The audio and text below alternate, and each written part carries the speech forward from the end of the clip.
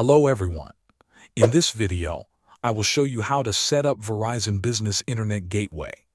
First, position the gateway in an open area. Now, move on to powering on the device.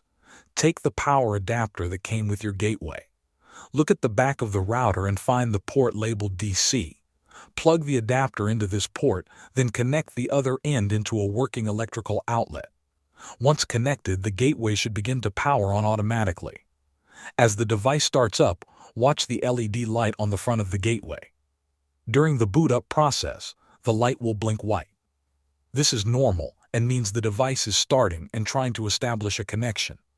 Give it a few minutes. Do not unplug or interrupt the device during this time. The setup process needs a stable power connection to complete properly. After the boot up process is finished, the LED light will stop blinking and turn solid white. This is an important signal.